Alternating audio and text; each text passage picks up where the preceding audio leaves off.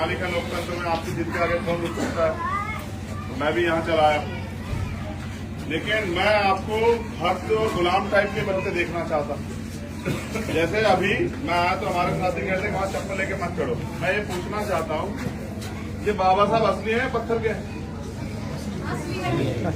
पत्थर के किस चीज के असली है? पत्थर के? पत्थर के पत्थर का चाहे कोई भी हो, देवी देवता हो या बाबा साहब हो, आपको कुछ नहीं दे सकते। और बाबा साहब ऐसे व्यक्ति हैं जो खुद ये कहते गए कि मुझे पूजने की नहीं, पढ़ने की जरूरत है। मैं मूर्तियों में नहीं, किताबें में हूँ, लेकिन समाज ने उनको भगवान बना के उनके सारे विचारों को खत्म कर दिया। ये दुनिया की वो शख्सियत है जो दुनिया में सबसे ज्यादा पढ़े लिखे व्यक्ति थे। ये पढ़ लिख के हमें अधिकार देके गए। ये जो बनी, जहाँ बैठे हैं, मैंने अच्छे कपड़े पहने, आज हमें नौकरी करने का, बिजनेस करने का, पढ़ने का अवसर मिला, सम्मान स्वाभिमान का जीने का अवसर मिला। वो जो जीवन हम जी रहे हैं वो इनकी देन है। वो कैसे दिया इन्होंने? भक्ति करके। बताओ, क्या भक्ति करके दिया ये सब? इन्होंने पढ़ लिख के ज्ञान हासिल किया और ज्ञान के बदौलत दिया। लेकिन आज हमारे लोग उनके विचारों पे ना चल के, उनकी भक्ताई करके, उनके पैर छू के सोचते हैं कि सफल हो जाएंगे। मैं आपको पूरी जिम्मेदार से कहता हूँ, आप मेरे ऊपर भरोसा करते हैं? इनके पैर छू के, इन पे माला चढ़ा के आप में से कोई भी व्यक्ति कामयाब नहीं हो सकता। इनके नाम पे जय भीम के नारे लगा के, डीजे बजा के, नाच के आपका कभी भला नहीं हो सकता है। अगर आप कामयाब होना चाहते हैं तो इनके विचारों पे चलने का काम कीजिए और इनके विचारों को आगे बढ़ाने का काम कीजिए। बाबा साहब पहले वो शख्स थे जिन्होंने कहा आजाद भारत में कि मैं किसी भी समाज की उन्नति उस समाज में रहने वाली महिलाओं की उन्नति से मानता हूं। आप कच्छे में घूम सकते हैं, हमारी बहनें जो है वो पल्लू और इतना बड़ा घूंघट करके घूमेंगी। ये संस्कृति नहीं है, ये गुलामी है उनके ऊपर जो आप लोगों ने थोप रखी है। आप उनको बराबर का अधिकार नहीं देते, आप उनको अवसर नहीं देते कि वो भी बेटे की तरह जो है ना पढ़ के अपने जीवन के सपनों को पूरा कर सके। आप बाबा साहब के असली हथियार हैं, उनमें मैं भी हूं। आप याद करो,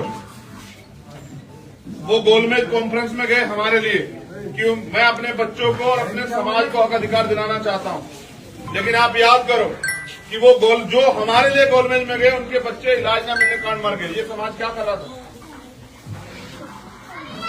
अगर आपका कोई व्यक्ति आपकी लड़ाई लड़ने के लिए जयपुर जाए और उसका परिवार यहाँ भूख से या इलाज से मर जाए तो आप जिम्मेदार हैं या नहीं, बताओ?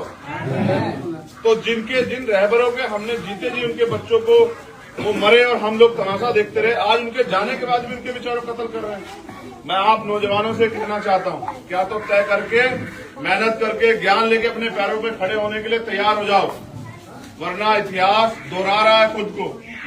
जिस गुलामी से बाबा साहब हमें निकाल के लेके आए, वो गुलामी हमारे ऊपर दोबारा थोपी जा रही है। जो पढ़ने का और समान अवसर आपको मिला हर चीज में, घूमने का हो, आने जाने का हो, व्यापार करने का हो या सम्मान से जीने का, वो सब खत्म हो जाएगा अगर डेमोक्रेसी में, लोकतंत्र में आप ताकतवर नहीं हुए। ये राजस्थान है और मेरे आंसू सूख के यहाँ की घटनाएं सुनते हुए, कहीं महिलाओं को निवस्त किया जाता है, कहीं घर जलाए जाते हैं, कहीं मूछे रखने पे हत्या होती है, कहीं मटकी से पानी पीने पे हत्या होती है, कहीं कुछ कहीं घोड़ी पे चढ़ने में, इतना अन्य अत्याचार। और फिर भी आप खुश हैं, फिर भी आपके चेहरे पे बिल्कुल भी उदासी या कोई भाव नहीं है।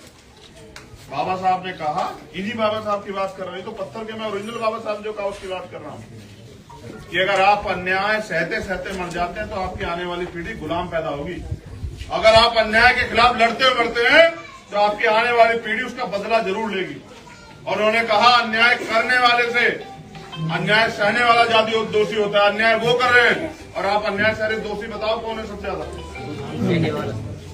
कुत्ते को भी अगर 10-20 बार धुतकार दे जाए वो भी रिएक्शन कर देता। आप तो ऐसा समाज बन गए हो कि छिपते हो, पीटते हो, अपमानित होते हो, हत्या होती है, अन्याय अत्याचार जुम जाते हो तो जवाब नहीं देते हो। जब तक आप लड़ना नहीं सीखोगे तब तक ये अन्याय अत्याचार खत्म नहीं होगा। मेरे जैसे 1000 लोग आपका जीवन नहीं बदल सकते, लेकिन अगर आप में से एक भी अपने पैरों पे खड़ा हो जाए और वो संघर्ष करे तो उस गांव का नहीं, इस जिले की तकदीर भी बदल सकता है। कब तक? अभी मैंने एक साथी से पूछा आते हुए, मैंने कहा क्या करोगे? तो कह रहा कि मैं तैयारी कर रहा हूँ नौकरी की। अच्छी बात है, वो अपनी जिंदगी बदलना चाहता है, लेकिन वो नौकरी करके करेगा क्या? सिर्फ अपने परिवार का भला कर, वो सामाजिक नहीं है। अगर वो अपने समाज के दुख दर्द को नहीं जानता, नहीं समझता, उनके लिए नहीं कुछ करना चाहता, तो उस नौकरी से अपना पेट पाल सकता है, समाज को आगे नहीं बढ़ा सकता। तो इसलिए मैं आपसे कहता हूं नौजवान साथियों, मुझे भी पूजना बंद करो। मैं आपको पैर छूने वाला समाज नहीं, पैर पकड़ने वाला समाज नहीं, पैरों पे खड़े होने वाला समाज देखना चाहता हूं।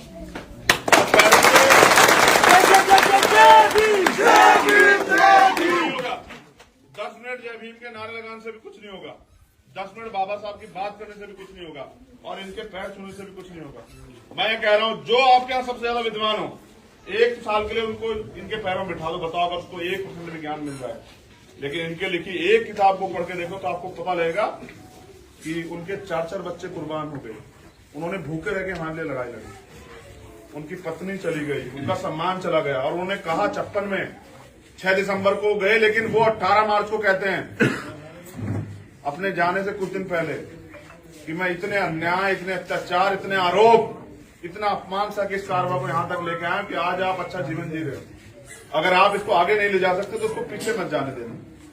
आज हम वापस धंसते जा रहे हैं, ना रोजगार है, ना महंगाई पे लगाम है, ना अच्छी शिक्षा मिल रही है, ना अन्य अत्याचार खत्म हो रहे, फिर भी हम लोग नहीं जाग रहे हैं। तो मैं अपने नौजवान साथियों से अपील करता हूं, मैं अपनी माताओं बहनों से भी अपील करता हूं कि वो अपने महापुरुषों को पढ़ना शुरू करें।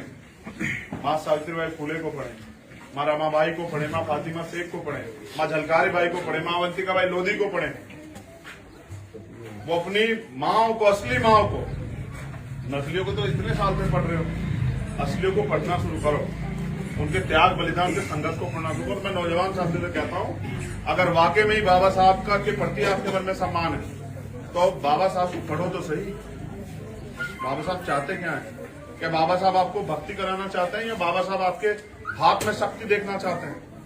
उन्होंने तो कहा कि मैंने आपको संविधान के जरिए ब्लूप्रिंट दे दिया है, अब इस संविधान को लागू करवा के अपनी जिंदगी बदल लो। तो लागू कराने के लिए आपको राजनीतिक शक्ति चाहिए कि आपके हाथ में राजनीतिक शक्ति हो। जब कलम की ताकत आपके हाथ में होगी, जब आपके हाथ में ताकत होगी तो कोई अत्याचार कर देगा क्या? जब यहाँ डीएम एसएसपी आप अपॉइंट करोगे तो वो डीएम एसएसपी अत्याचार करा देंगे क्या? नहीं। तो भाई तय करो अपने आप कि गुलामी में कब तक जीना है। मैं तो एक किसान का प्राइमरी स्कूल के हेडमास्टर का बेटा हूँ, मेरे तो इस गर्म उस पर भी पैर नहीं चलते हैं, और ना ही मेरे धूप में मुझे पसीने से मुझे तकलीफ होती। तो मैं तो सब चीजों में संघर्ष कर सकता हूँ, लेकिन मैं अपने नौजवान साथियों से पूछ रहा हूँ, मुझसे जिद करते हो चलो चलो चलो, अगर आप काम नहीं करोगे तो जिंदगी कैसे बदलेगी बताओ? मैं अकेला चंद्रशेखर क्या कर सकता है? अकेला चंद्रशेखर कितने लोगों की लड़ाई लड़ सकता है? आप खड़े ना हो अपने पैरों पे। आप ये ना सोचो कि समाज की इस बुरी हालत को बदलना है। राजस्थान में इतने अन्याय को सहते हुए आपके पैर नहीं कांपते? क्या आपको तकलीफ नहीं होती जो इतना अन्याय हो रहा है? तकलीफ होती है। उसके खिलाफ आंदोलन क्या चल रहा है तुम्हारा? कितने बड़े पैमाने पर समाज को तैयार कर रहे हो कि वो लोग समझे और उससे बाहर निकलने का प्रयास करें। कोई आदमी अगर डूब रहा हो तो वो भी हाथ पैर हिलाता है ना, प्रयास करता है ना। अगर वो हाथ पैर हिल नहीं रहेगा तो क्या होगा? डूब जाएगा ना। तो अगर नहीं संघर्ष करोगे, नहीं मूवमेंट चलाओगे तो डूब जाओगे। अब तय आपको करना है कि आपको भक्ति करनी है या अपने महापुरुषों को पढ़ के आंदोलन चलाना है। मैं तो एक माध्यम हूं। आज मैं हूं जो पैदा हुआ है, तथागत बुद्ध ने कहा कि जो एक सर्वश्रेष्ठ सत्य यह है कि जो पैदा उसको मरना है। मैं भी मर जाऊंगा एक दिन, फिर आप नया कहां से पैदा करोगे? तो आप अपनी लड़ाई खुद क्यों नहीं लड़ते? अपने पैरों पर क्यों नहीं खड़े होते? बुद्ध ने कहा ना, अपो दीपो, अपना दीपक स्वयं बनो। एक चंद्रशेखर कुछ नहीं कर सकता, लाखों चंद्रशेखर मिलके अपने समाज की, अपने देश की स्थिति को बदल सकते हैं। तो क्या तो बनो, या फिर अगर नहीं बन सकते तो फिर ये जय भीम के झूठे नारे लगाना पड़ेगा। फिर घर में बैठो, बाबा साहब के एहसान से जो वो करके गए उससे खाओ पियो मौज करो। तमाम दुनिया ही कर रही है, एक आधा कोई चला रहा होगा किसी जिले में मूवमेंट। आप में से कुछ अच्छे लोग हैं जो चला रहे हैं, जिनको मैं देखता हूँ, उनको चाहिए कि अपनी ताकत को बढ़ाएं और आप गाँव गाँव जाके जाके समाज को तैयार हो, या फिर पिछलग्गू बन के जो झूठन मिल रहा है उसको जिंदा रखते। आप में से जो माताएं बहने बैठे, झूठन खाने में मजा आता है क्या हमारे लोगों को? अगर आपको कोई थूक के दे और कहे कि खा लो तो खा लोगे क्या? अभी है क्या हमारे हिस्से में? थूका वही तो है, जो सरकार देती वही तो है। हमारे हाथ ऐसे तो सरकार के आगे, ऐसे हाथ जिसके होते हैं क्या कहते हैं मेरी बहनों बताओ? भिखारी। मालिक कहता है क्या कोई? नहीं। अधिकारी कहता है ना। तो ऐसे तो है हमारे हाथ सरकार के आगे, जबकि हम खुद सरकार बन सकते हैं। ये देश आपका है, ये प्रदेश आपका है।